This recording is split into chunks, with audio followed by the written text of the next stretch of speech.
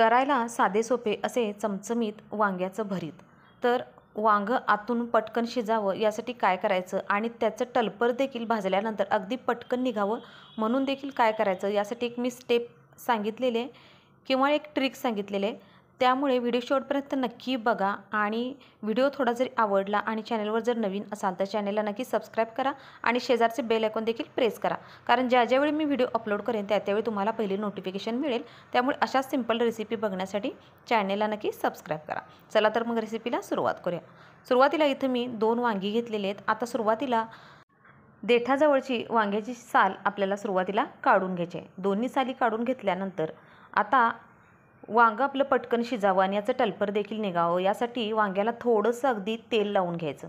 म्हणजे काय होतं, वांगं भाजल्यानंतर याचं टलपर हे अगदी पटकन निघतं.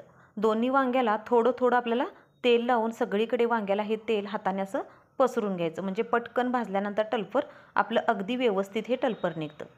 आता वांगं देखील आतून पटकन शिजावं म्हणून काय करायचं, वांग्याला चाकूने अशा पद्धतीने चाकू वांग्यामध्ये थोडासा अशा पद्धतीने जागी जागी आपल्याला घालून घ्यायचं आहे किंवा घुसवून घ्यायचं आहे.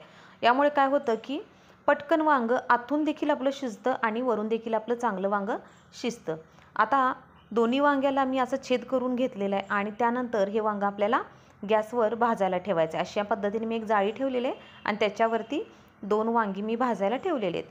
आणि अधूनमधून आपल्याला ही वांगी अलटीपलटी करून अगदी सगळीकडून अशी आपल्याला एकसारखी भाजून घ्यायचे आहेत. साधारण एक 3 ते 4 मिनिटात अगदी फुल गॅसवर ही छान अशी वांगी भाजली जातात. जवळजवळ एक 3 ते 4 मिनिट झालेले आहेत आणि ही वांगी देखील आपली छान अशी भाजलेली आहेत. आता आपण गॅस बंद करायचा आणि हे वांगं आपल्याला थोडंसं थंड करून घ्यायचं आहे. आता वांगं थोडंसं म्हणजे किंचित कोमट आहे, हे थंड थोडंसं झालेलं आहे. आता हे तुम्ही बघू शकता की अगदी पटकन ह्याची टलपर अशी निघतात. आपण तेल लावल्यामुळे अगदी लगेच निघतात, ही जास्त आपल्याला वेळ लागत नाही. अगदी पटकन ही टलपरे निघतात. आता इथं दोन्ही वांग्याची मी ही टलपरे काढून घेतलेले आहेत. आता चाकूने आपल्याला हे वांग्याचे कट करून घ्यायचे आहेत आणि त्यानंतर जे हे भाजलेलं वांगं आहे जे आपल्याला चाकूने अशा पद्धतीने आपल्याला कट करून घ्यायचं आहे. म्हणजे पूर्णपणे हे वांगं आपल्याला चाकूने फोडून घ्यायचं आहे. असं पूर्ण याला आपल्याला चाकूने अगदी असं छान असं याला जेवढं बारीक करता येईल तेवढं आपल्याला वांगं बारीक करून घ्यायचं आहे. आता फोडणी करण्यासाठी आपल्याला कढईमध्ये तेल घालून घ्यायचं आहे. तेल थोडंसं भरीत करण्यासाठी नेहमीपेक्षा थोडं तेल जास्त वापरायचं.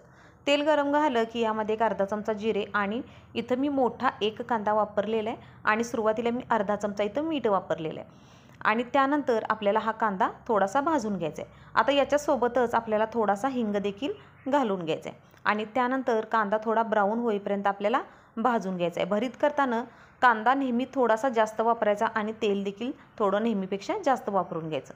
साधारण एखादा मिनिट झाला आणि थोडासा कांदा आपला भाजत आला की तर यामध्ये आपल्याला 1 टोमॅटो देखील घालून घ्यायचा आहे. इथं मी मोठा 1 टोमॅटो वापरलेला आहे, बारीक चिरून घेतलेला आहे. आता याला देखील आपल्याला टोमॅटो थोडासा मऊ होईपर्यंत आपल्याला साधारण पुन्हा एखादा मिनिट आपल्याला टोमॅटो देखील थोडासा भाजून घ्यायचा आहे.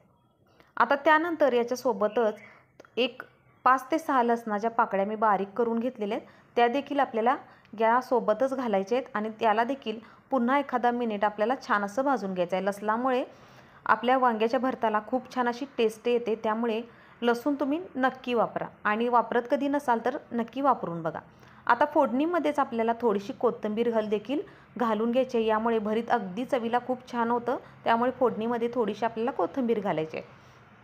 आता त्यानंतर यामध्ये थोडीशी हळद, थोडीशी मी तर काश्मीरी मिरची पावडर वापरलेली आहे आणि चवीनुसार आपल्याला यामध्ये तिखट घालून घ्यायचं आहे. थोडंसं मिक्स करायचं. आपल्याला गॅस इथं लो पूर्णपणे करायचा आहे, कारण चटणी आपली करपू नये म्हणून गॅस लो करायचा आहे. आणि त्यानंतर आपल्याला हे वांगं यामध्ये घालून घ्यायचं आहे.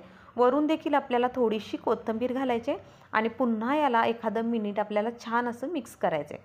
तुम्ही फोडणीमध्ये लसूण आणि कोथिंबीर नक्की घालून बघा. वांग्याच्या भरताला नक्कीच चवीमध्ये तुमच्या फरक येणार. तर तुम्ही नक्की वापरून बघा. छान असं मिक्स केल्यानंतर आता काय करायचं, आपला गॅस लोच आहे आणि एखादा मिनिट आपल्याला लो गॅसवर झाकण ठेवून याला वाफ देऊन घ्यायची आणि त्यानंतर पुन्हा याला छान असं मिक्स करायचं. त्यानंतर आपलं हे चमचमीत असं झणझणीत असं इथं वांग्याचं भरीत इथं तयार झालेलं आहे. आता याला आपण एक प्लेटमध्ये काढून घेऊया. तुम्ही जर कधी फोडणीमध्ये लसूण किंवा कोथिंबीर वापरली नसेल तर तुम्ही नक्की अशा पद्धतीने एकदा तरी वांग्याचं हे भरीत करून बघा, तुम्हाला नक्कीच आवडेल. आणि एक म्हणाल तर 2 तुम्ही भाकरी या वांग्याच्या भरतासोबत तुम्ही नक्कीच खाणार.